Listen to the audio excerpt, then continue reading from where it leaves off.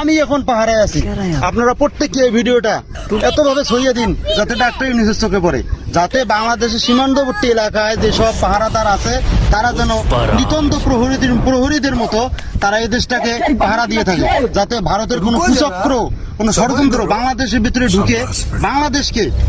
কোনো ধরনের অপসংস্কৃতি দিয়ে কোনো ধরনের হামলা মামলা দিয়ে বাংলাদেশটাকে ধ্বংস করার কোনো মিথ্যা চেষ্টা না চালায়। এবং বাংলাদেশটা যেরকম আছে এখন পর্যন্ত আমরা সবাই মায়ের কোলে ঘুমিয়ে আছি, আমরা কিন্তু জানি না বাংলাদেশের বাইরে কি অবস্থা, সেটা কিন্তু সবাই জানি, কোথায় কোন জায়গায় যুদ্ধ হচ্ছে সেটাও জানি। বাংলাদেশটাকে নিয়ে ষড়যন্ত্র চলতেছে, আপনারা সবাই নিতন্ত্র প্রহরীর মতো বাংলাদেশটাকে যেভাবে আগলে রাখছেন এতদিন ঠিক তেমনি ভাবে আরো কঠোরভাবে আগলে রাখবেন এবং বাংলাদেশটাকে যাতে আমরা আগের মতোই ঠিকঠাক ভাবে চলতে পারি। কোনো প্রকার ষড়যন্ত্র দিয়ে বাংলাদেশটার উপর আমরা কোনো ধরনের হামলা করব না এবং সবাই বাংলাদেশটাকে নিজের মায়ের মতো দেখব এবং যারা বাংলাদেশের সীমান্তবর্তী এলাকায় আছেন তারা বাংলাদেশটাকে রক্ষার জন্য দিন রাত একটু কষ্ট করে হলেও আপনারা পাহারা দিবেন।